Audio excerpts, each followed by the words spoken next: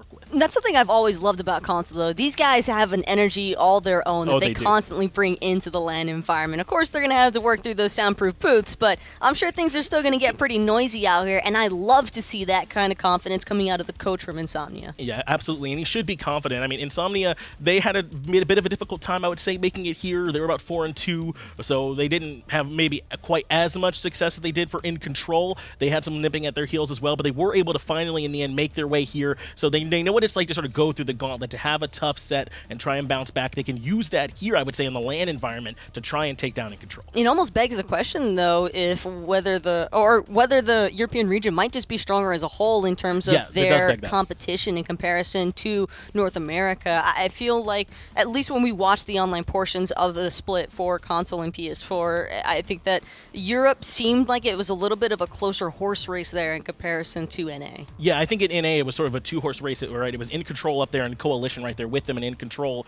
I think throughout the split, had, 3-2 against them in the record. They barely edged them out. So over there in Europe, it was much closer. I think Freaks T1 was the closest team at 3-2 to them, just trying to be right there behind them. So you might have something to say for that, but certainly we'll get our chance to see here in just a moment. Insomnia up against In Control. Picks and bans are on the screen. Remember, this is the first time a PS4 team is able to come to a LAN. We could have our first representative on the back end of this in just a moment. And right out the gate, Taco, Pele has been banned away. No big surprise that we're seeing a god like Pele banned out. Just so much mobility and control with this god because of how quickly she can maneuver throughout the jungle. And same could be said for Susano. He's been seeing a pretty heavy rise of popularity in the console side of things. I think that Typhoon just being such a strong team fighting asset inside of those jungle corridors. It is very strong, and I like Susano, and I kind of say this all the time about what I like from him, is that he brings a control aspect out of the jungle along with decent damage and good mobility. Is hard to lock down,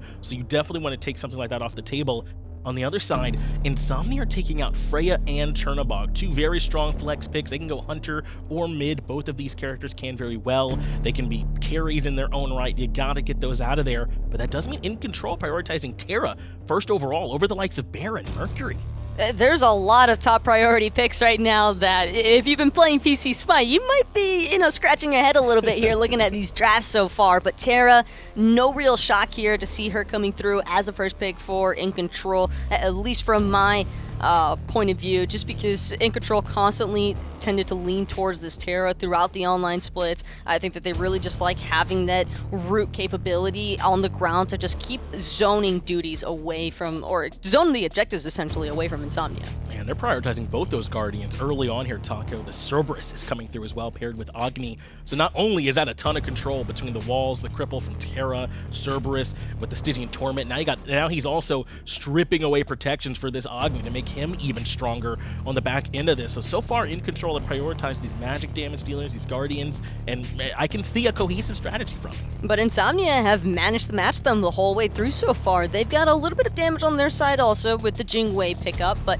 more importantly, that Athena Odin. So global rotations, even though Jingwei is technically the semi-global, it can still be really impactful in terms of just looking for those initial buff invades right away. And I think Odin could pose some serious threats towards this Agni Terra that In Control have picked up. Yeah, this is a smart pickup into those two dash-reliant characters, right? Cerberus shouldn't have much trouble in that situation, but Odin could certainly cause some problems to the rest. We'll see if they try and prioritize some gods that can leap out of there on the back end of the draft. As Insomnia ban away the Ratatosker, they're worried about that global pressure coming out. They've already got it with the Athena, kind of with the Jingwei. They're trying to corner the market, so to speak, and take that away from In Control by banning away the Ratatosker. Seeing the Zeus and Vulcan getting stripped away, though, In Control just not wanting to allow any sort of easy setup for this Odin. But the Fear No Evil from the Humbats is deadly. Just looking at this composition from Insomnia, they are looking to go toe-to-toe with In Control's heavy crowd control. That's so tough, right? I mean, you banned away two big circles, and there's still a pretty good big circle left over anyway in the form of that Humbats Fear No Evil. So it kind of feels like what more can In Control have done there? At the very least, they've cut off a lot of the good big mage follow-ups from that Odin cage. There's still plenty more damage out there, but now Insomnia might have to go a little bit deeper into the pool as In Control are waiting on their second 2 picks. They've already got the Athena too. Even if this is not around the Odin taco, they have a ton of setup on Insomnia. The big thing for me, though, is Insomnia, I think, kind of shut down Incontrol's dive mentality, because when you look at Incontrol's composition, Agni, Cerberus, Terra, that is immediate AoE control that you can then look to just initiate onto the backline with for free, essentially, because the front line is going to be so preoccupied trying to keep that Cerberus and Terra at bay. You've got Agni with great space coverage due to those bombs, and because of that, Insomnia, I think, a little bit fearful of the Raven, Ratatoskr potential that they might have had for In-Control there to just look to harass the Jingwei and the Ra in the back line. But Bakasura could struggle a little bit here up against this Ra. He definitely could have some troubles, but Bakasura does kind of fit that role you were saying, right, where he does have some potential to get to the backline and cause some problems as well. It's just going to be if Insomnia can sort of peel him away. But like you said, Ra with the blind, right, with the heal, he can drop down at his feet. It might not be the easiest thing in the world for him to get back there and try and punish this Ra, but they've got the Odin on their side and the healing. Insomnia really thought this draft out. They've got a little bit of team sustain to kind of match that which Terra can bring, because she has a little bit of sustain also, which you can build upon if you want, though it might take a little bit of shots towards her actual tankiness overall. But with a Cerberus right behind you, I think In-Control can afford to be a little bit more flexible here. Yes. I am expecting this to be a Cerberus in the solo lane and a Terra in the dual lane, primarily because of the fact that even though Terra and Hou Yi won't have as much lane control, or just maybe even looking to out-pressure Insomnia's dual lane with that Athena Jingwei, at least it's safe. At least it's safe. We'll see if they can make that work for him. But I want to ask about this Ra taco, because I was thinking they wanted some much bigger burst on the back of all this setup, the Odin and the Athena. Is Ra enough? I mean, I was thinking almost a Scylla. Can Ra do that same job? My primary concern here is I liked what Insomnia started with, but Humbots was a great asset, or additional asset for the Odin cage, but adding on that Ra, I can definitely understand why you would have those worries, because I'm just not sure that Searing Pain is going to be able to cover enough of room inside of that cage to really pose an immediate threat towards In-Control. A lot riding on that Ra pick in particular, see if they can make it work for them, but we are ready to get into the action. Game 1, In-Control Insomnia, get it to the casters. Thank you. Thank you so much. Thank you so much. You're good. Oh, I can hear me? Okay, Yeah, cool. you're good. I could hear Mike. myself, and I was like, wait, is my mic even live here? In-Control versus Insomnia, Game 1, NA versus EU. That's how we start things off in Console Wars this week with me not even knowing I was live. Well, we got to go, and then that's all that matters. And this is going to be a great match. I'm always really excited to see North America up against Europe and how these metas clash. And I do think that this Insomnia draft, they clearly went in with a plan to pick this Odin early on. They were trying to leave Freya open so that In-Control would take it. In-Control doesn't take the bait and go with the Agni instead, but that's kind of the same deal, right? I mean, that's still a character that can't get out of that Odin cage with any sort of ease. In fact, it's impossible for Agni to get out of it. No Phantom either early on, so Xcovi, Joltak, and Shaolin all need to be somewhat careful around that Odin cage. Yeah, Shaolin Sin's on this right-hand side. Will be playing this Cerberus up against the Odin. This matchup specifically, I mean, I guess Odin dominates a little bit earlier on, although Cerberus's wave play isn't terrible. No, Cerberus is kind of the most warrior you'll get out of a Guardian, where you can get some serious push going in your favor, but you don't really sustain super well unless you're willing to commit the jump, and that can be risky for you. But Digit is also going to have to be jumping in to clear the wave in general.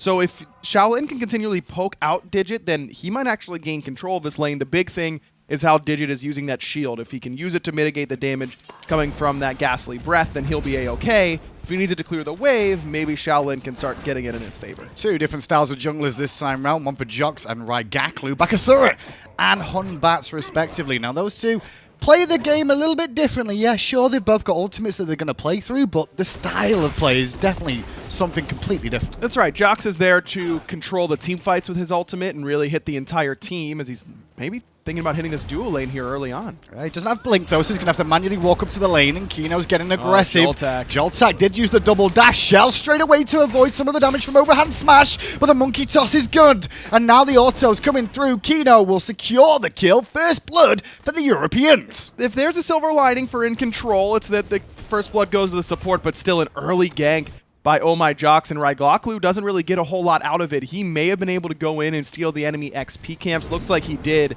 And that's all he can really do from that position, but it just was Joltak taking a little bit too much poke and being too willing to dash through that wave to clear it. Nice little play from Shaolin there. Just leapt over the bird bomb coming out from Digit there. Just shows he knows the matchup a little bit more so. Odin definitely a telegraph god and gives some, idea away that he's going to be using that leap. No, that's what you expect out of the Cerberus and of a player of Shaolin's capabilities. I mean, you're here at LAN. I mean, only the top team from each region was able to make it to this LAN, so you have to be doing your job. Little look back at the Respawn first blood this game to see how Kino secured it for his team. Was a team effort overall, but at the end of the day, as long as they die, it doesn't really matter at that moment in time because, well, nobody wants to go in tower range. No, and look, Kino may be getting a little bit of flack from his teammates for taking that first blood, but I've got no problem with it. He's one Jingwei or auto or two away from being able to drop that kill in general. Yeah, on the right-hand side now, bit of an engage around this blue box from In Control, looking to steal it away, and they managed to do so, I believe, there. Just step it away, get a bit more experience in their coffers, and force the monkey back into his own part of the jungle. And Digit is having some mana issues right now, so stripping away that blue buff is definitely a good look for In Control, because this will mean Digit has to stick around that lane a little bit longer maybe, and maybe have to back a little bit earlier than he really wants to. Shaolin really has had control through the early portions, but this does happen to Odin from time to time. Once he hits level 6, he's got 3 points in that bird bomb. That should be enough if he's able to use both the lunge and the Raven shield to clear the wave instantly, and maybe he'll be able to regain control there. Been a bit of a while since we've seen some competitive Smite, and on top of that, a couple of patches have come through as well. And the reason I'm mentioning that is because both mid laners still looking towards this Book of Thoth start. Even though we've seen Major's Blessing get some love recently in terms of base power on it, is it still Book of Thoth over Blessing? I think it's mostly character dependent, but it does end up meaning something for some characters. I think that Agni is a personal preference option because he uses Mage's Blessing really well since it procs off his passive. But if you're building Book of Thoth, most of the time, I'd say you want to start Book 2. Maybe if you're Giannis or Morrigan, a character where CDR does really, really help you, then I think Mage's Blessing is much more viable than it used to be. All right, Gaklu's going to pay some attention to the dual lane himself now. Ultimate drop down, and Kino, he gets first blood, but then he goes back to base himself. That's a perfectly timed gank from Raiglaku, because there's no way that Kino can ult out even if he was level 5, because there was just too much damage there coming. Shaolin did some nice little work to Digit there. Could have looked for the ultimate, but actually no, we can't say that because he's already used it for that aggression there. Left-hand side though, Best is a little bit far forward, has to use the beads. Worried about the ricochet. That was a really good idea though from Outbound, and Joltak playing aggressive. Outbound hit level 5 way before Beast did. And this is a really good idea by him to not use the ultimate right away. Just wait until the root comes through. If Beast doesn't want to use the beads at that point, land the ricochet and then drop the ultimate. It'll take Beast too long to walk out of it, but doesn't commit it right away. Now he's got kill potential in this lane, a lane that you normally have little to no kill potential. And yet again, Raiglaku going to look to invade this blue buff on the right-hand side successfully once more. Bakasura, not the easiest god in the world to contest buffs against in the jungle. No, nearly impossible. The E minion is just, there's no god that can out-secure you unless they're using an ultimate. Did Hog even out-secure E minion? I don't think so. Well, I mean, once upon a time, you couldn't consume the minion. You know, it was a lower threshold to be able to eat that minion, but that's the years of Smite evolving. The mid laners, though, Book of Thoth has been completed for XCovi, foregoing the boots early on, which is what we see Jose doing in the mid lane on that Raw. He wants that mobility, I guess, a little bit concerned about being caught in some CC traps. And he needs to be able to follow up off of this mobility that Insomnia has. I mean, Jox is going to be potentially jumping in. He's got speed buff. He'll be pretty far away when using that Fear No Evil most of the time. Kino might be pretty far away when using that taunt, so he wants to be in range in order to get there and use that snipe. And I think that does make some sense. Plus, XCovi has the dash that Jose does not, so XCovi a little bit more survivable just based on his kit. Important game for both these two teams, not because they're representing Europe and NA, but they'll be the very first PlayStation team to make it to the console wars at DreamHack and be the first representative of PlayStation completely to compete at a high level of Smite. Both of these teams have already proven something that, you know, they're the first PS4 teams to ever come to enough, LAN. right? It's never good enough unless you're winning the title. Exactly. Yeah. So then both these teams definitely have that sort of potential. I mean, the level of PS4 competition from the very beginning, I mean, it only started during the fall split, and these teams have already proven that they can play at a very high level, at least with where they started their competition. So I'm excited to see how they'll fare up against some of the longer established console teams on the Xbox side. And that team's going to be Astral Authority. The winner of this will go on to face them at DreamHack. Astral Authority been around the scene for a while on console, especially on the box, so you'd be well aware of most of the names there, but both those, that team for sure, will be watching this set specifically live now to make sure they know what their opposition could be like. And this is a team, either way, that Astral Authority has to go up against that I think could really surprise them. I think both of these teams, their styles are so different than that of the traditional Xbox side that I think it'll be an interesting matchup to see if Astral Authority comes prepared for this game. Look, Astral, as you mentioned, very talented, been around a long time, but they got to be ready. Beast already uses beads, but he's Outbound being chased down now by the Monkey as well. Oh my, Jox takes down Outbound. And honestly, there's not much Joltak could do there than walk away, knowing. But now the rotation from Incontrol's here. It's a little bit late. And I like the rotation out of Jose here just to keep Raigaklu in check. They may lose the purple, but Insomnia came out okay with the kill.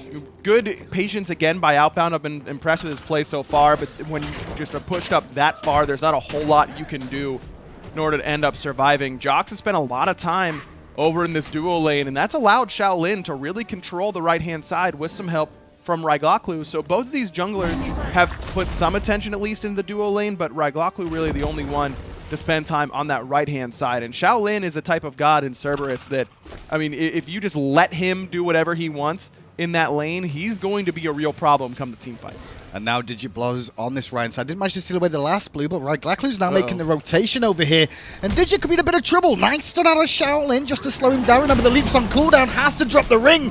Raigaklu still goes in, though. And immediately, here comes Kino. There's a taunt, cut forces the beads, and Shaolin's still healthy here. Jump should be up soon enough, but his ultimate is down, and that's where this really gank went wrong. Is that Shaolin used that Stygian Torment and hit nothing but air. Didn't end up pulling Digit back out of the safety of his tower. It was a well-timed ring and a quick Athena ult coming from Kino, but I think that may have gone better as long as Shaolin lands the ultimate. Chuck still hanging around here. No ultimate for a few more seconds, but he is still looking to put the pressure onto Shaolin. So far from what I've been able to see, Incontrol have been better at the, well, a little bit later on the responses, I'd say, than Insomnia, who've been ahead of the pack a little bit more so. And actually, the counter ganks have been fast too. They have been, and that's this global pressure from Kino really does help out as red buff invade attempted. Taunt onto xCovi. Snipe doesn't land, but Outbound needs to be careful as Jingwei comes around the back, but Kino ends up dying to the dot. Yep, xCovi gets himself a kill, making it 2 for 2. Jox now on the rotation as well. Raigaklu towards that mid area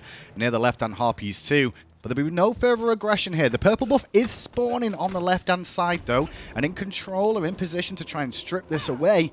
It means that Covi's may miss a bit of farm in the mid lane, but luckily enough, Raigaklu's going to be there to soak it up.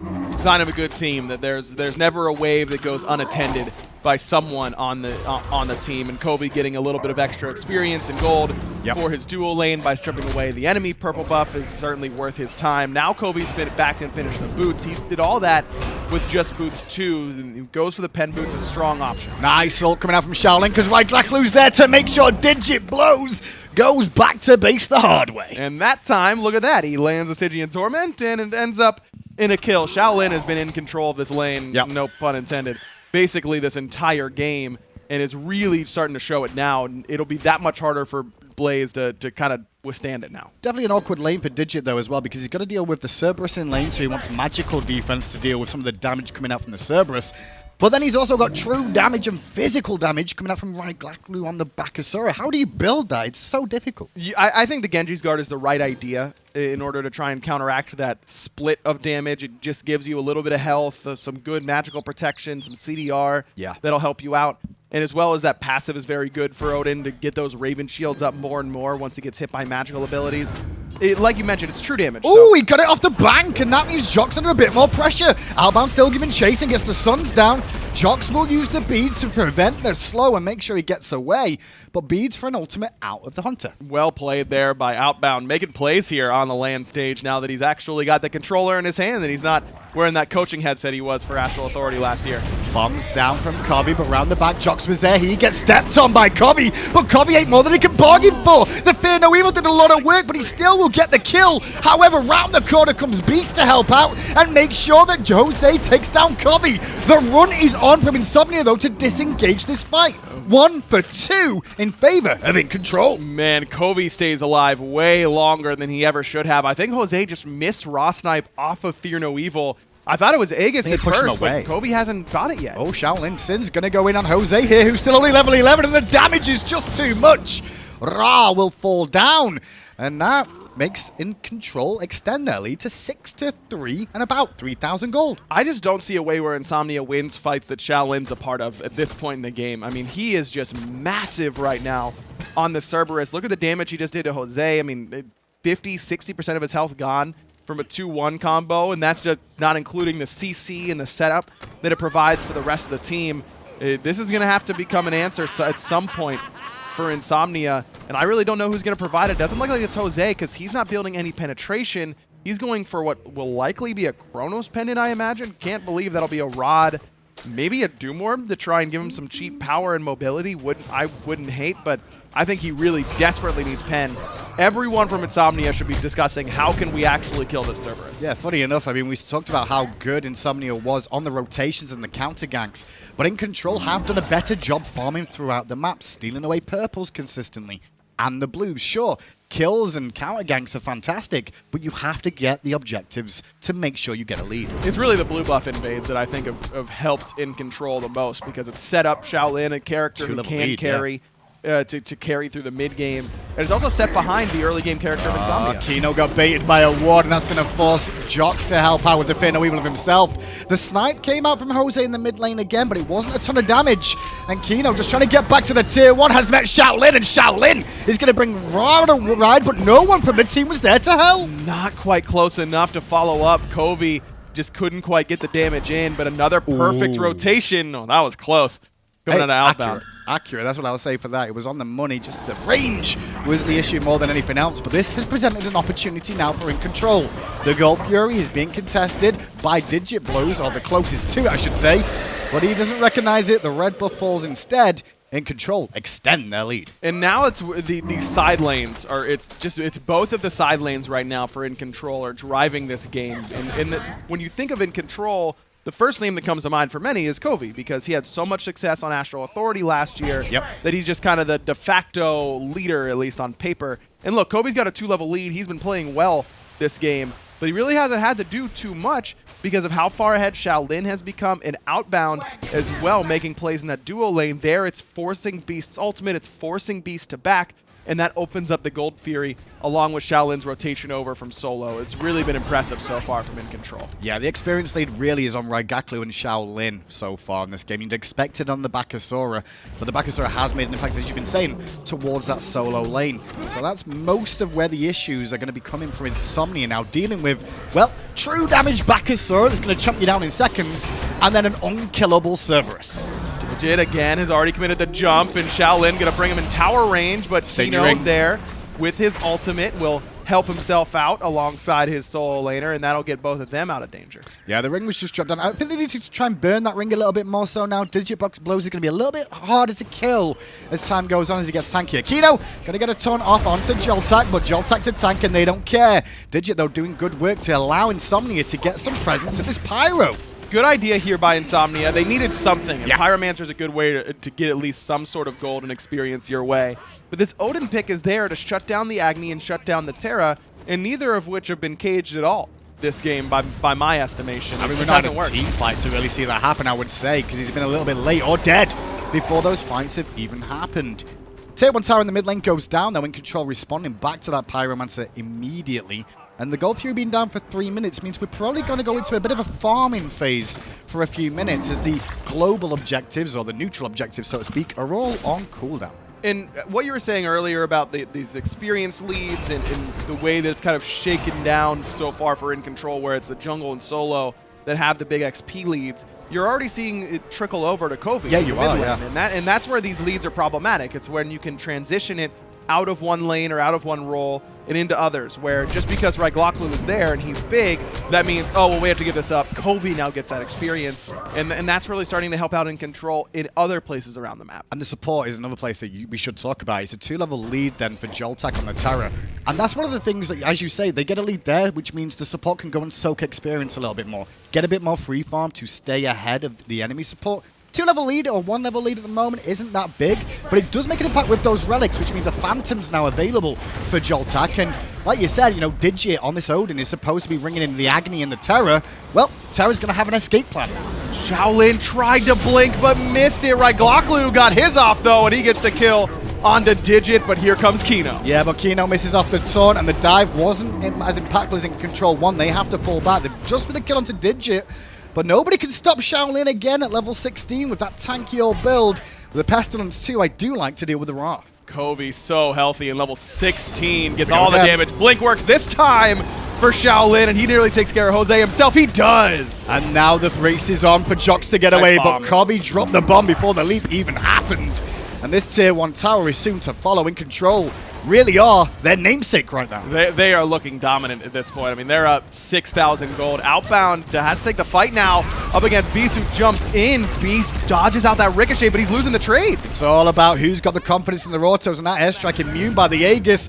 Outbound's ricochet will take a little bit longer, but the Aegis in response. Now the Athena ult coming through to the Beast, the dunk. The misplays from both. The result, though, is In Control get a fire giant. What a great call from them. Very good call by In Control, but they really wish their Hunter was alive to receive that buff in this instance. Outbound just chokes 2 autos right after the Aegis from Beast, and that means that he loses Fire Giant buff for himself. It opens up this tier 1 tower on the left. Look, it isn't the end of the world for In Control, but that would have basically shut the door, it feels like, if Outbound's able to get that kill. That's Outbound going for a highlight reel play of a 1v1 that you don't get to see too often in Smite these days, especially at about 18 minutes in.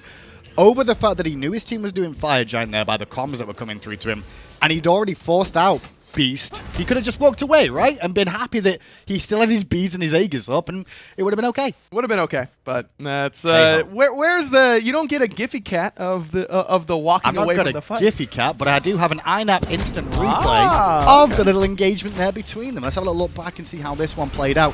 The fight is good, but it's all about composure. Yes, and Beast doing a really good job of landing his autos through the Suns, which can kind of mess you up at times. It's something that doesn't get talked about quite as much. I like the Aegis, by the way. The Aegis is good. The beads also there, and yeah, Outbound had 2 autos and needed to hit just one of them and went 0 for 2. Good little play then coming out from Insomnia, but it didn't stop In Control getting that Fire Giant, as we mentioned. Now with this Fire Giant around 4 members' waist, they're going to take down the outer towers and look for the tier 2s where Insomnia want to defend, but already In Control are trying to take down members. Oh, Kino got out, and there's a good cage. That'll force the Phantom out from Joltak. Kino surviving there is huge. Now, he doesn't have his ultimate to get back in, still on cooldown from earlier. Here comes Jox with the blink. Fear No Evil hitting the whole team. Pushes Joltak and Outbound into the tower range, but there's no follow-up damage from Insomnia. Joltak takes down Digit. Oh, Beast has to get away again, and Jose is on the run. Kino can only try and peel. The towers have fallen, and the Phoenix could be under pressure next. Searing Pain doesn't come out until after Fear No Evil is expired. That was a 4-man Fear No Evil, including the half-health Cerberus that you need to kill. That just can't happen. Kino still trying to frontline, but not frontline long enough against this whole roster of In Control being grouped up together. They don't have minions, though, but Shaolin is tanky enough to tank this for probably like half a year right now, and the Phoenix will eventually fall. And that should be the left side Phoenix. Indeed it is. Just good healing coming from that Monolith to make sure that everyone from In Control is safe and sound. And Jose, again, just has not been able to provide enough on this Raw pick so far. He doesn't have any penetration, so he wouldn't have killed Shaolin with just the ultimate anyways, but it's got to hit somebody in that instance. He again, waits until Fear No Evil is gone, and then I believe whiffs it right after that. Fear No Evil is as good a setup as you'll ever get. 11,000 gold lead then for In Control. And looking good for the first game in this best of 3 and putting themselves towards the DreamHack final portion of the Console Wars tournament. And you know xCovi really wants to play Astral Authority at DreamHack. Oh, yeah. That's his old team, you know, the team that he had a lot of success with last year but fell short with at the World Championships. He kind of shouldered a lot of that blame from the community, whether it's deserving or not, for that shortcoming at Worlds. So I think that he wouldn't pick a better matchup for himself. It might be Smite, but any single sport, when a team loses, people always try to put the finger towards a player of like, this is the reason they failed, you know? Some more than others, and some of them get better trade deals off the back of it, and others don't. That's right. That's how it goes. I mean, when you have a passionate fan base, you're going to get the back end of that passion sometime, and that's the way it goes. Beast going to eat one bomb and just see his health pool disappear slightly. He will get a bit of sustain off of Jose, but the Divine Ruin will limit some of that out of xCovi here. Like the split push coming out from In Control, though. Have the Bakasaurus split push on the right-hand side so they can take away all these towers and maybe even find a cheeky pick on the rotation. Kino survived last time. Don't know if he'll be quite as lucky if that were to rerun. Though he does have that Heartward Amulet complete now, is working on Kasari too. So it'll help him out. He's got good magical protection, and building Magic D is definitely the way to go against In Control's roster, because if you only have a little bit of magic defense, it'll get stripped so quickly from Ghastly Breath and all the flat pen that xCovi has built. I like that xCovi doesn't go for Obsidian Shard here because he really doesn't need it. Shaolin will strip away a lot of those protections for him, and the Spear of the Magus ticks quickly with the Agni passive. I really like the way xCovi's built so far. Next Fire Giant's up in 23 seconds time.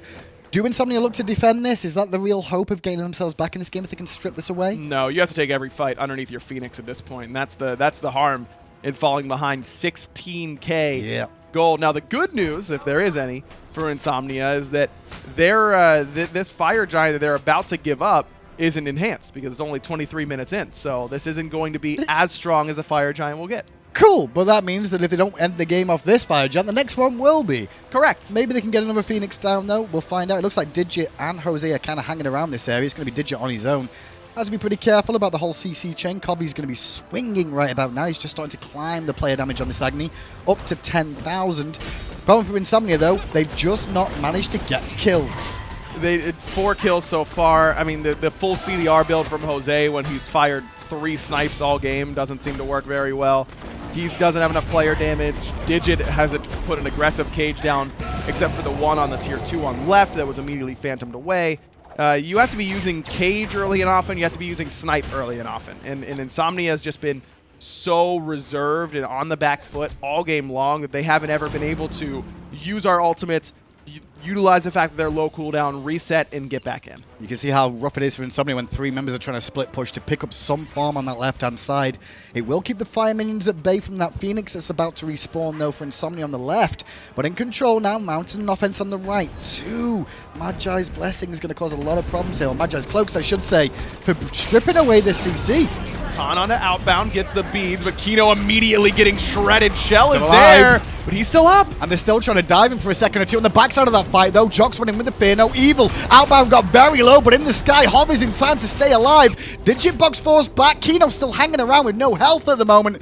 The Phoenix stands. However, everybody in Control is alive. Kino knows he can just go heal in the fountain and then ult back in, right? Yeah. Shaolin going to dive in with a blink there just to make sure there's a bit of zone work to allow his team to work on the Phoenix. Bombs down from xCovi weren't on the mark, but the stun after the fact was keeping Jox at bay. Flame Wave not available, but the Path of Flames will be enough for Shaolin to burn him down with the disgusting % damage that Cerberus brings. Cerberus just huge at this point. In what looks as good as it'll get for Insomnia, they still end up with no kills. Snipe come from Jose, tickles Shaolin, and still plenty healthy. And that's the gold lead more than anything else means that they don't have the items to do the damage to these frontline tanks. Insomnia in game 1 have their backs against the wall. The left-hand Phoenix is already weakened, and I understand why In Control are quite happy to continue sieging mid. But their fire wave is pretty far away and left. They do have to be wary of that.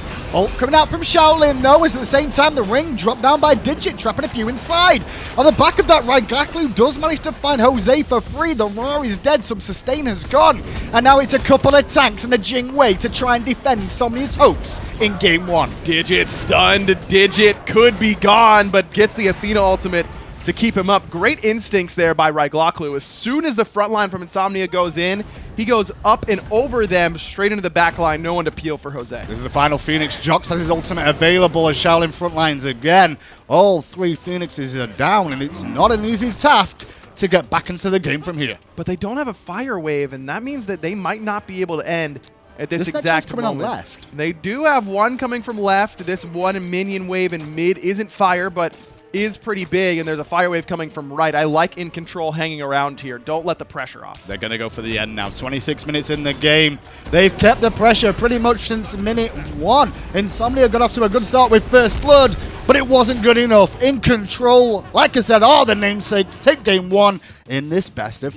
Yeah, there were definitely some times where I saw where they weren't able to make this whole draft work out for them, because we are about to move into the picks and bans here for game number 2. Do you think they need to make an adjustment here? Because Jose, I don't know if we got enough out of that Raw. There was that fight on the tier 2 tower in duo where they actually get a really good Unbot ult from Jox, and there's just no follow-up from it. Is that because they're behind, the pick, the build? What did you see? They had some good components, but it just didn't seem like the execution was there from Insomnia, whether it's land nerves or just not really a comp that they practice all that often. It felt like there were some great single pieces that compose this Insomnia draft overall, but in the end, you can't have just the Humbots and the Odin and expect those to be enough to carry you through a match, especially not when you're against the level of competition that In Control is bringing. Well, they're already making some very strong adjustments here. Are Insomnia banning away the Bakasura this time, not going to let Raigaklu have that one. They're picking the Terra for themselves, though that does mean that the Freya makes it through. That's going to be the first selection for In Control on the right-hand side. But are these the kind of adjustments you wanted to see from Insomnia? I mean, the Cerberus is still out there and could be picked up. They grabbed the Terra for themselves, so it was good to take that one away. But, I mean, at the very beginning, does this feel like enough from Insomnia? We're not the players, Finch, and so if they really think that Bakasura was the problem, I can semi-understand that. I do feel like Rayaku was having a lot of freedom maneuvering throughout that backline and just looking for those single-target picks onto Jose, so maybe the thought process here for Insomnia is possibly hoping to alleviate some of that pressure from the dive. We talked about it even before Game 1 broke out, that it felt like In Control we're going to just be looking to harass the backline even of Insomnia. Right, and that's exactly what we saw from them in that game, right? Raigaklu did a good job. Whenever the front line from Insomnia would commit, he would just jump right by them. So they'll take that Bakasura out and try and force In Control to get it done another way. Now Insomnia rounding out that first half of the pick ban phase with the Jingwei and the Zeus. They're going back to the Jingwei, clearly something that Ohai's Beast is comfortable on if they want to prioritize this. Remember, he did have the almost 1v1 man fight over there in duo lane, and then the Athena kind of came in and changed it, so he wants to go back to that one again, but this time they'll have Zeus. Still not certain, though, whether that would have been a free solo kill for Outbound or not. I think that even without the damage mitigation from the Athena ultimate, that ricochet, because it was only the single bounce, wouldn't have actually been enough. He missed the auto attack afterwards. I think that the Hunters could have possibly even traded out with each other, but that auto falling a little bit far off to the right there is the main reason. All that aside now, game 2, you always got to get your revenge, right? That's exactly it, right? You go back to it and try and see if you can win that 1v1 one more time, as this time the Zeus will be here. So I think Insomnia will not be wanting for damage out of that mid lane role. And for what it's worth, Jose did do decent damage. I just wonder if it couldn't have been more had it been another pick. This time there will be no wondering. Zeus will bring plenty of damage.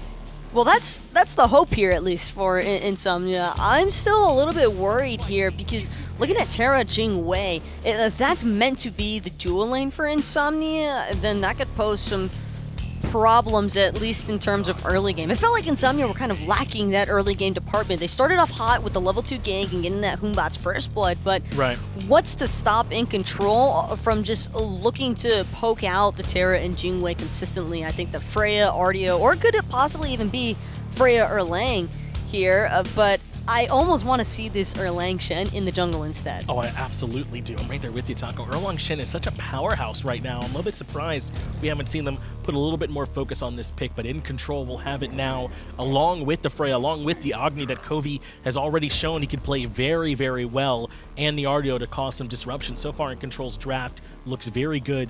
But Insomnia have kind of cleaned up some areas where they had some problems, right? They have the Xing Chen, who can fill a lot of the same roles as the Cerberus. They've got the Robin, who has some dive potential here as well.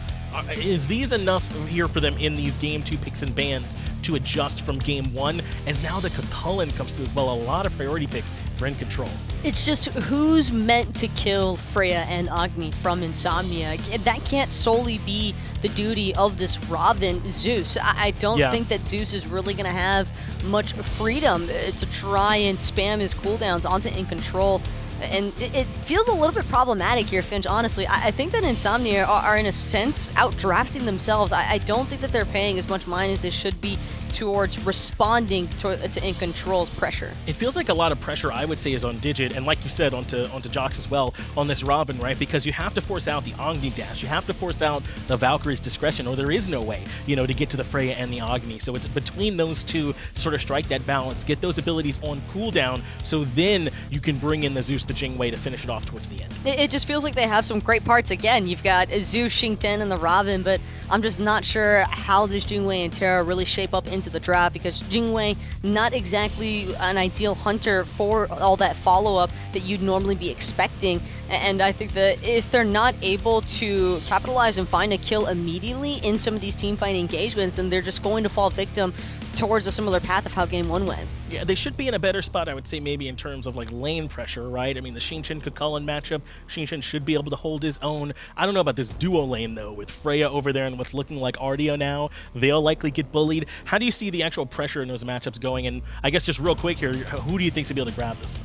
I'm really liking Incontrol's draft for this one. They've got such a steady flow of pressure at all points of the match that I just have a lot of worries here for Insomnia to not fall behind early on. Let's see if Insomnia can get it done. Incontrol want to take this one 2-0, and Insomnia want to force their way to a Game 3. Let's get it over to the casters for the action. Thank you so much, Finch and Finch and Taco, I should say. Apologies. Incontrol up 1-0, and Taco actually favoring Incontrol here to take the victory with their draft. Aggro. Honestly, Insomnia's draft isn't bad either here. I do like it. No, it's certainly one that could work, but at the same time, man, I don't know. Incontrol looked so good in the last game. Shaolin's on an even more aggressive lane this time around. Outbound's playing Freya. Raigloclu got Erlong Shen. Those two gods might be the best two gods in the game right now. I don't know. Insomnia's got an uphill battle. Will be, well, I was going to say two warriors in the jungle, but Raven, now classed as an assassin, both starting off with the blink this time as well. So I'm expecting to see some aggression out of those two at the start of this game as we tune into the solo lane slapfest we used to see. This is what you expect in this matchup, at least early on. Shaolin probably will start bullying sooner rather than later. As soon as he gets that rage form, specifically is when he'll really start to take the bite to Digit and take it pretty well, especially with the start that Shaolin is going for. The boots 2 into the teleport back and get your boots 3 rush as soon as possible, something that FineOK has done a lot of in the SPL, one that has really become adopted by a lot of the aggressive solo laners. Benji and Aquarius did it quite a bit as well. Blinking mid lane straight away from Raigloclu and Jose, who's not playing raw. Instead, this time Zeus will be a casualty of war at the start of this game. The respawn first blood goes the way of Incontrol. xCovi holds the dash, doesn't need it. Perfect positioning by him and a perfect blink by Raigloclu. Looks like Detonate was picked up at level 2 by Jose. Gotta be getting Chain Lightning at level 2. Maybe you get out of that danger, or at least force xCovi to dash if you turn and slow both of your opposition. Detonate doesn't do you any good at level 2. I think he was dead either way, in all fairness, in that Almost position. certainly, Yes. yes. But you can definitely look at the, you know, the leveling of abilities and go, maybe if this was the case, there was a slight better chance. Let's have a look back at the first blood, all started up by Raigloclu. Raigloclu with the perfect blink in. This is what Erlong Shen does to you. I mean, how much option does Jose really have? But you just can't be hugging that right side wall, because that's where the junglers are going to be coming from. Exactly. If he's on left side wall, then Raigloclu blinks and still has to go a little bit at least to hit you. Maybe a little bit of overconfidence, thinking Jox was going to be there to support as well, or like he'd be ahead of the time, but he's still hogging the wall again. This time though, because Jox is around here. Chain Lightning does connect for a second onto xCovi in that mid lane. Once again though, the mid laners both going for this Book of Tothrush. I think it's correct to do on Zeus because he doesn't need Mage's Blessing too much, and it sets him up to get Book of the Dead later on, which is the sustain and support that he really needs. Yeah. Exactly, yeah, to try and keep himself alive. So I like the Book Rush on Zeus. As I said, I think Agni is personal preference at this point. I think that Mage's Blessing and Book 1 or Tiny Trinket 1, depending on what you want to build, is totally fine. Book 2 is also great. Well, it's once again an interesting start this time. Incontrol with the first blood. Last game it was Insomnia who got off to a better start overall. Jox was a little bit ahead of the curve of Raigloclu, but I think it's also down to God decisions as well in the jungle that have influenced this. It is, and that's where this Erlong Shen aggressiveness is going to fit so well with what Incontrol is doing. I mean, he's already off to a lead, invading back camps. I mean, this is exactly what you want Raigloclu to be doing, and he's certainly got a type in the jungle. Doesn't even mean the Bakasura that can invade and play Yep. aggressive early on, the Erlong Shen, and Jox is a type. He likes to go and gank duo. And they're looking for outbound here. A lot of pressure. The fists come out, but a beautiful whoop out from outbound. Gets him away from the danger. Meanwhile, XCovi, combining with Glacklu in the mid lane, managed to take down Jose for the second time. Oh, disaster for Insomnia. I mean, there's one thing you do against Freya when you attack her and she doesn't have ultimate, and that's don't get double or triple whooped. It is the only way that Freya ever survives these sorts of ganks, and there, Beast and Jox just stand on top of each other and end up getting peeled at the same time. Bit surprised though that Kino didn't pop the beads, or we didn't see. Sorry, Kino didn't pop the sprint there to allow his team to continue the chase. They had the potential ult for ult trade in the solo lane, but Shaolin overextended and in a world of hurt because Jose has now made a rotation. He's used his beads defensively because he's worried about Shaolin going all the way in. Digit box blow, gets the kill for Insomnia. Yeah, good rotation from both Jose and Jox on that right-hand side to punish Shaolin for proxying a little bit too early. Remember, he's got no protection. It's literally just Warrior Tabi as all he has in the item department, at least at that point. So good rotation over. The bead's probably a bit unnecessary. So far, though, Insomnia have done okay in this dual lane of not being pressured too much, but mid lane's a different story! The bombs rain down from hell, not heaven!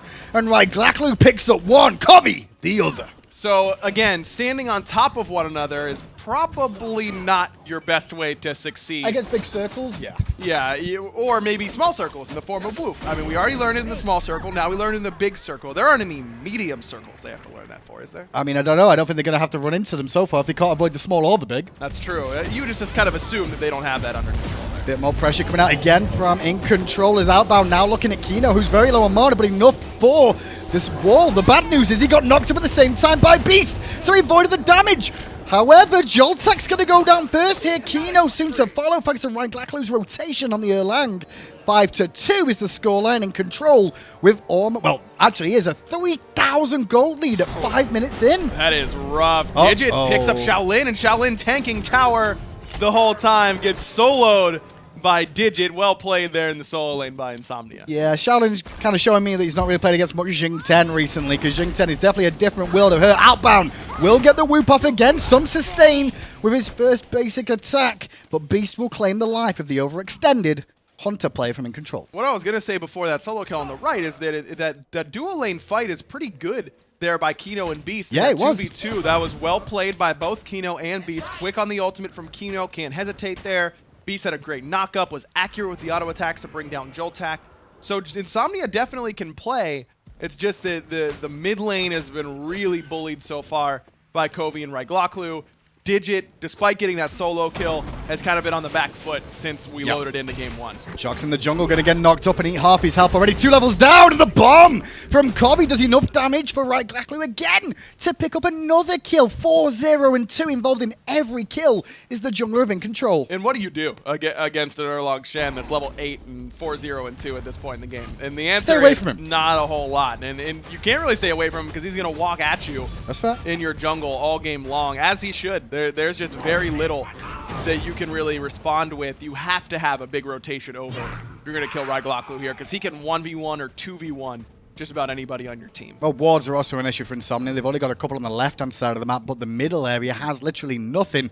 And meanwhile, Incontrol have Jose deep wards around the red buff and the back harpies. And like you said, Jose has met a Kukulkan on the left-hand side of the map. And as you'd expect, Glacklu's there to blink over the wall and make sure he assists. Get that assist gold, baby. Red buff spawns, but enough people here from Insomnia to force Incontrol off of it. Bomb stun lands on a 2 coming out of XCovi, but Digit not deterred. Yeah, in goes Digit. Good ultimate on towards Joltak, but Joltak's still alive. He is a tank after all. Jox will go in with the ultimate secure. It sins.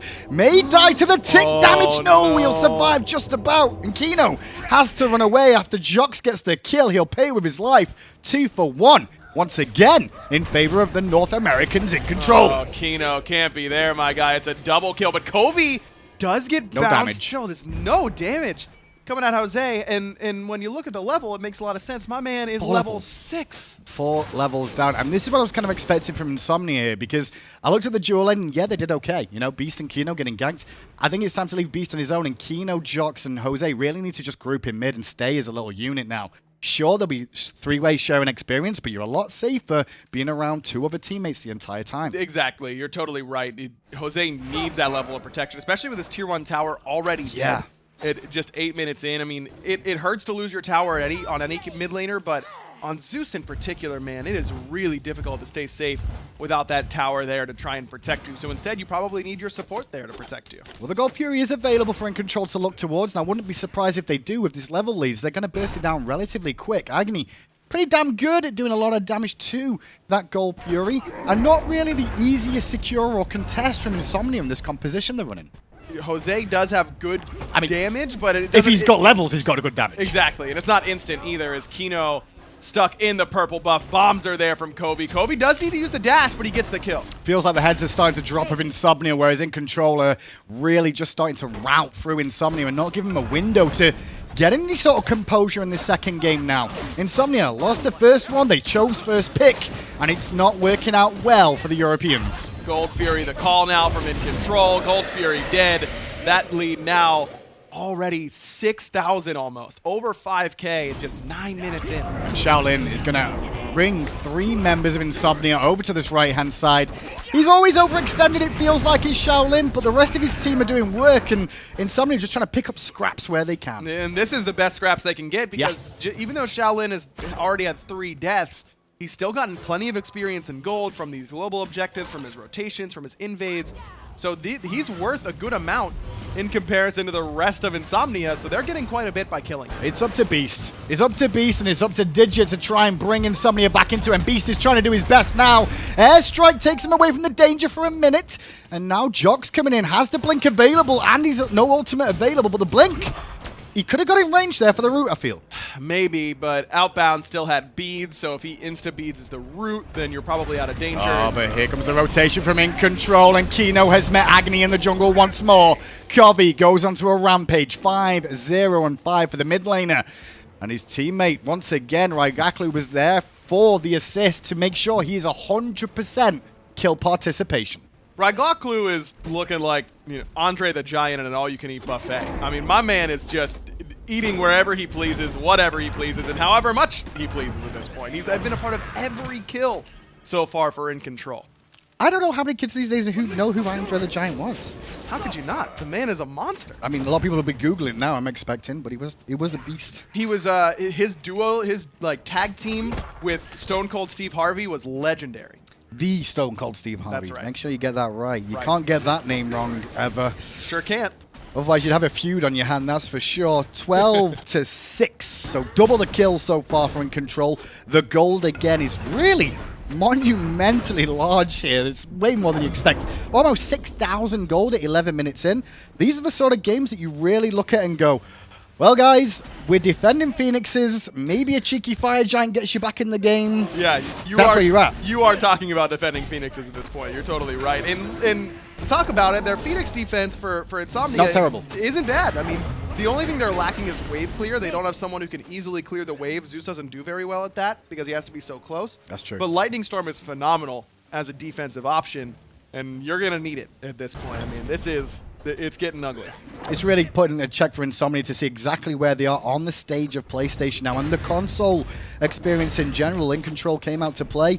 Strategy seemed to have worked out perfectly for them in Game 1, and Game 2 going the same way. Now they're looking for a pick on Beast. Like the focus towards Beast, because he's one of the men that Insomnia really need to step up here to have a shot back into it. Really good identification by InControl of where the potential comeback could be coming from, and trying to shut that down as much as possible. Still a 4-level lead for xCovi. And the being looked at here by InControl to strip it away. Did an interesting job as Jock's on the right-hand side does get a blue buff of his own. Still only a level behind, I will say, over Raigaklu with how this game's gone so far, but not being able to make the same sort of impact. Really, the XP difference is just in mid and just in support, as just 6 levels between the two of them or yeah. so. But you're still looking for Digit to do good work in these team fights. He's had plenty of support from the rest of the team over here in this solo lane, and they've been able to punish Shaolin nicely. So maybe he can get something going. As you've mentioned, Beast has been able to stay right where he needs to be, trying to keep Outbound down. So it's not all bad right now for Insomnia. It's just mostly bad. Really impressed with Beast so far, though. I mean, he's been involved in a couple of gank attempts over and over again. Good use of his ultimate and his relics to make sure he stays safe. And he's not overextending too much. I'm scared of a caster curse coming through because xCovi's on the rotation here. And he could be in a bit of trouble if he's not careful. Still has his ultimate. Or no, his ultimate is down. So yes, he does need to be very careful. As Whoop gets Kino out of some damage, but sets him up for more. But Jock's blinking in. And Jock's are going to blink in to try and help out his team. And Jose's there too, but no ultimate drop down by the Zeus player there whatsoever. In control, just scattered nicely. Kino gets away with his life, but it did cost him his ultimate. Still cost Valkyrie's discretion out from outbound and didn't get that kill. So maybe that opens up the door for Beast and Jocks to combine to bring outbound down. I love the call from In Control, though. Don't let this pressure start to siege as a team now. We have an experienced lead. Zeus isn't really in this game yet. He's not got the items to get involved and do damage, especially when the support is equal level to him. Beast forced out, and Shaolin's there to try and pick up the kill, but a good airstrike back to safety again keeps him alive.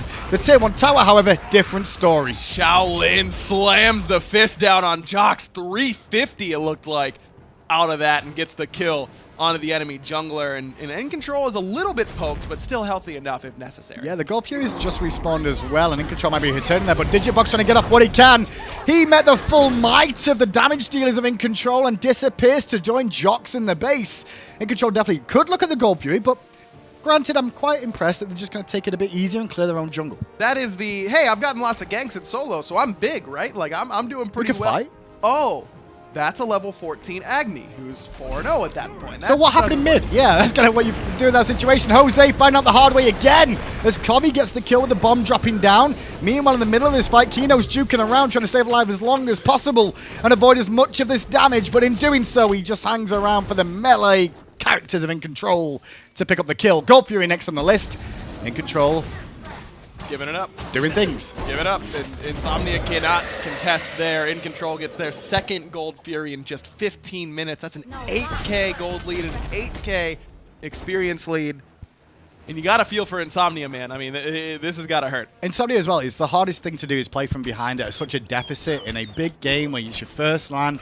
How do you get through that? I mean, you've been a player yourself, right? How do you get through being down this much going, all right, everybody, nobody wants to speak because we're all upset. Right. But someone's got to try and get them back into this. This is like life or death at this point. The season's over if they lose this game. Yeah, it can be tough. I've been there. I've been in a situation like this. I will never forget when we're up against the wall in game 3 and then Uzi gets soloed by Soup Kitchen at level 2. I'm like, here we go. Of all players, Soup Kitchen. It's good. I know, right? Really? To Soup Kitchen?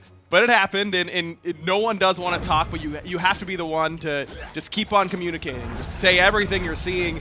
You know, make sure you're hyping up your teammates in the moments where they do something that they need to be doing and are doing well. You got to take every little good thing as a major victory, because it doesn't. I mean, right now I'm That's going, a major victory. Big play, Beast. Way to get that tower, man. I mean, it's little things like that seem ridiculous at the time, but it really does feel hopeless very quickly. Really surprised by what I just saw out of Jose and Jocks in the mid lane then. You saw Outbound was sat in the middle of the lane and they're both sides of him as a Zeus and a Rava, and they don't take the fight there knowing the rest of the team were on the right-hand side. A missed pick on an out-of-position Outbound there, in all honesty. A little bit overconfidence. Tier 2 on the left will go down by the looks of it for Insomnia here, but meanwhile, In Control have started the Fire Giant, and the only one around is Digit. He's not going to be able to do anything alone. He realized after the last time he went in, he's not got the tankiness just yet to weather the storm of the whole team. Look, Fire Giant's going down for In Control almost no matter what Insomnia does. At least spend that time and get a tier 2 tower on the left-hand side alongside the tier 1.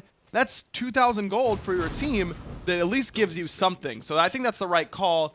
Beast gets a little bit of something going in his team's favor alongside Kino, but it's almost certainly too little too late. I mean, 0-5 for both mid and support here for Insomnia.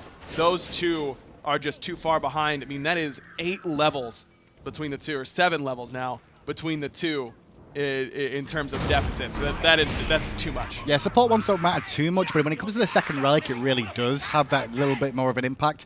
And you can see, actually, Joltak really going for it with the blink pickup here. This is overconfidence, I'd say. They wouldn't do this in a game that there was an even. You wouldn't be seeing a blink here, that's for sure. I'm talking about builds. Outbound going for the Book of Tough on the Freya. How do you feel about this Freya build? I like it. I don't know that I love late, the. right? Did he finish that before the Demonic Grip, or did he get Demonic Grip first? I think he got Grip first, I believe. Yeah, if you go Book first, if you start Ring 1, then build into Book, I think it's fine. Yeah. Because you get it stacked early enough. He probably won't. I don't know if this game will still be going by the time he finishes those stacks, but Book of Thoth on Freya feels core to me because she does need base damage and a lot of damage in order to make her abilities do enough. And she can be very mana hungry in the late game. It kind of remedies both of those problems. So now Insomnia only have this tier 2 tower left in the mid lane, and Incontrol will take that down.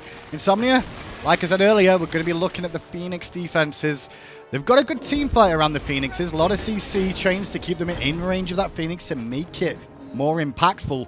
But I think the tankiness of Incontrol could present a problem for them. Oh, it will present a problem. As there's the blink from Joltak, lays down the cripple, stun as well, but no one else from Incontrol decided to blink in alongside him, so that blink goes to waste. And that's why RTL Blink isn't the greatest thing in the world, in my opinion. At least when you've already got engages from 2 other Blinks, from Kukulin and Erlang Shen 2. Incontrol looking to put themselves into the DreamHack stage next weekend.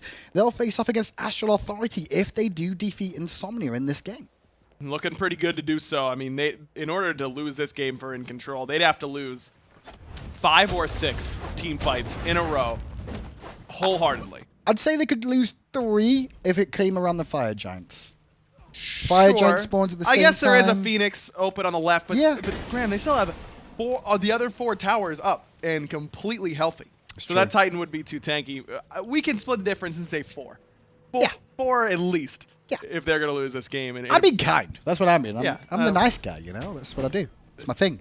Yeah? Yeah. Is that always been so? Everyone knows it. Really? Yeah. See, I thought you were known as the Savage. Oh, no, that's just what you guys seem to put on my name, and I don't think you understand what words mean. But you're American, so I get that too. Oh, that's so I guess savage. at the same time, though, I shouldn't be making fun of Americans, considering they are currently winning this game and this set so far on the PlayStation. Then we'll get to see them face off against their other North Americans if they do so at DreamHack. Later on today, we still have Xbox, which has got 2 teams competing there from North America and Europe once again to see if they can book their slot at DreamHack too. Maybe Europe will do a little bit better in that second set. We can only hope. Right, Glacklu blinking into the backline, looking straight at Zeus, who beats and Aegis, gets the ult up towards the backline of Incontrol, but Outbound avoids most of the damage with an ult of his own. Jose get the first kill of the game for himself, as Shaolin taking him a bit too long here, has overextended, and Incontrol are no longer in control. The overconfidence, this is one of the fights that Insomnia needed. And they keep their Phoenix alive and only lose 1 member in the process. Both frontliners fall for Incontrol. Greedy. Just too greedy is right. In no damage whatsoever done to the Phoenix. And that's one of the few weaknesses of this composition for Incontrol, is that how are you going to be killing Phoenixes consistently? You need Outbound to have Polynomicon. And he does, but it just wasn't doing enough. I think you're looking at Ragaklu having to do damage to the Phoenix because mages don't do as much to the aggro. They don't have the Tower Shred. Right. And Phoenix Shred. You're right, exactly. And like I said, Outbound with Polynomicon, maybe he can get it going, but he doesn't have Flat Pen, which is kind of the stat you need in order to deal damage to these towers as a mage. xCovi does a little bit, but you're basically relying entirely on Fire Giant, and Fire Giant may have fallen off, actually, by the time that engagement happened, because it's due to respawn in 15 seconds, or it was close to. So now you can try and get that Fire Giant again. And again, silver lining from last game. Well, this is what I'm saying. Like, this was a prime position now for maybe Insomnia to look for cheeky fire. If they rushed it right. If they win one more fight, I guess, like we said. That's why I said 3, because if they do it right at the right times, they could steal the next one. No. See, I meant 3 deicides without losing maybe I meant one. defenses that turn into a Fire Giant that turns into Towers back, gets them back in. But anyway, I digress. Incontrol now. Back at the Fire Giant once more. Insomnia just going to camp their Phoenixes, as you'd expect. They held the first time, but once again, Control get to try and adjust what they did wrong last time, correct it, and look to end the game. Now you've got the Obsidian Shard done for xCovi. The Emperor's Armor for Joltak is huge. That'll really help out because, like I said, their Phoenix attack isn't that great. Well, Kino did the right thing by picking up that as well, I feel like. He already had that for the defense anyway, to make sure that those Phoenixes were a little bit more empowered. But now that Joltak's got one, they nullify each other a little bit more so. Yes, they do. And while there are items coming through still from Insomnia, they aren't those big, Rod of Tahuti done for Outbound. You know what I mean? It's like we we got Heartseeker, but that'll happen once in this team fight. It's not going to be as good. Speaking about the items too, I mean, Jox here, he's gone for more damage after he's gone for the Crusher and then invested further into that tree. Is it worthwhile at this stage? Do you think going tanky would have helped a bit more here? I do not. Is it not worth it because of the levels? So normally when you fall behind, tanky is better because it means that you're going to stay alive a little bit longer. Sure. You won't continue to fall so far behind. But eventually you hit the tipping point where you are so far behind that no matter what tankiness you build, it won't matter. So let's just try and kill them as fast as we can. And I think we have passed that for Insomnia, so I agree with Jox's decision to go for damage. A lot of the damage coming up from In Control, though, really is magical. Outside of Right Gaklu, the other damage dealers are really the Agony and the Freya, so magical defense a little bit more awkward to try and get hold of. But as we've said, makes it very difficult to siege Phoenixes. Blink in, Jose already down to half, but Shaolin does need to be careful here. He's getting shredded by Beast, but Jose already gone. Warcry puts him in the grave. Shaolin did good work there. He will pay with his life, though, but one of the dealers is already dead. xCovi picks up Digit on the front side, however. So it's a 4-on-4 now. Sorry, 4-on-3, I should say, as Kino gets whooped up. And on landing, the chase is on. But Jox goes into the back line to try and keep Outbound honest, and Covi's there to assist once more. Kino doing what he can, but the Flame Wave brings him down, giving Covi another kill, put him to 8. And Kino does pick up Joltak, but the Phoenix finally falls. The base is broken, and In Control are trying to end here. I don't know that they can, Graham. They don't have a minion wave quite yet, and Jose's coming up in 10 without a tank to tank this Titan. Risky. I don't know that they can do it. Yeah, they've got to back it up. In Control's damage dealers need to do a better job of helping their front line. And normally we talk so much about frontliners peeling for backline, but it's kind of a two-way street. I mean, Shaolin is really deep, sure, but get Right Gloklu in there and take some of that damage for him. Absorb it, split it up a little bit. In Control's is playing a little bit too individual based right now, and it's costing them their frontliners. I did like what Outbound did, though. No hesitation, went straight into the ult and focuses all his damage towards the Zeus.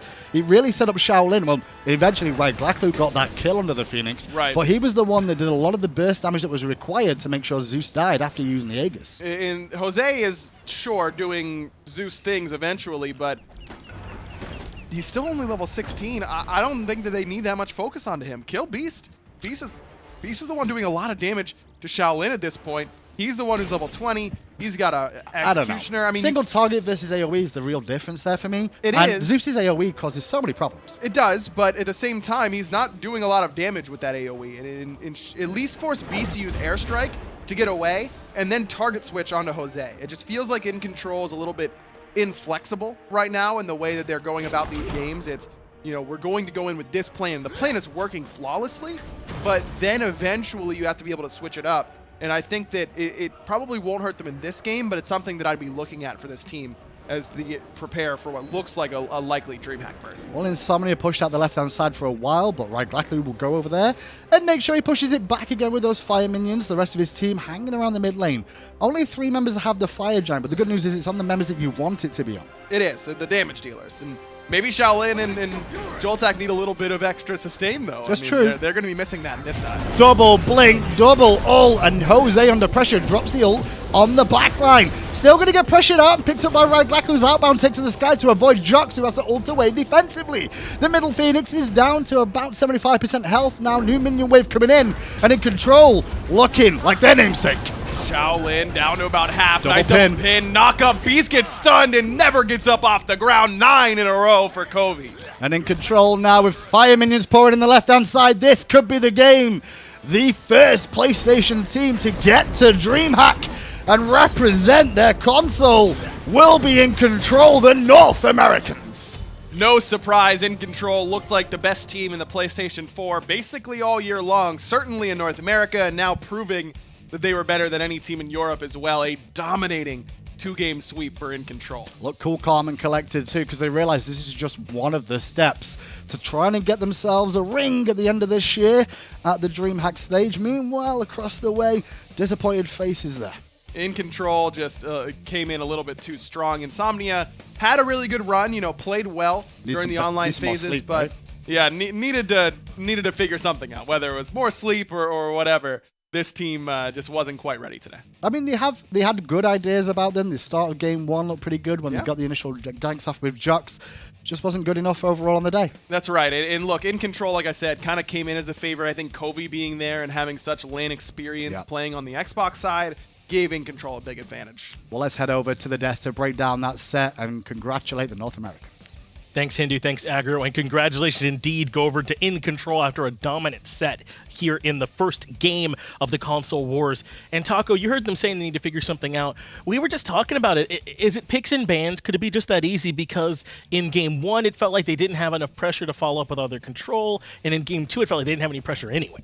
Picks and bans was a large part of it. I don't think that it was exclusively the sole problem there for Insomnia. I think that just in general, Incontrol kind of just had Insomnia beat in every single department, whether it came to team fighting, mechanics overall, and of course the drafting. I think that Incontrol just checked everything off the list here, but just taking a look at how things started off in that banning phase, you would think that Insomnia got everything they were asking for. I mean, they first picked the Terra. It seemed like that was the real go-to. That was what happened to them in game 1, where Incontrol first picks that Terra. But the response from Incontrol is what I really want to highlight here. We were just discussing it. Freya, Artio immediately locked in as soon as that Terra pick came through. Not only two gods that are great for canceling out Terra's rooting factors, because she's not going to be able to have that dash into the monoliths and the like, and it just prevents so much of that Guardian's impact from ever beginning to take place. Yeah, it was a double-edged sword. I think what you're alluding to there, right? Because they're losing the matchup in lane because of the interaction, right? Because of the cripple field, because of the banish. But also, they just have more pressure than them in lane because it's a Freya and it's an Artio, and that's free pressure for as long as you can expect. So they were able to pretty easily, I think, run over there in the dual lane. But the one that really stood out to me was that Erlong Shen in the jungle, right? Goklu had a great game in number 2 and really got out of control. I would say in game 1, probably Shaolin was the one that highlighted, but in game 2, it felt like all Goklu, to the point where his performance in game 2 and game 1 were so strong that we can give him the MVP, the Steel Series MVP, really just for the entire set. He looked excellent. This Erlang completely dictated the entire pacing of the match, I would argue. It just felt like Goklu was exactly where he needed to be, exactly when he needed to be, and all those little last hit pickups that he got for the start eventually funneled into this heavy snowball lead. That's exactly what they were looking for with the Erlang. That turtle form knockup or the mink, it doesn't really matter. Just so much chase and dive down potential.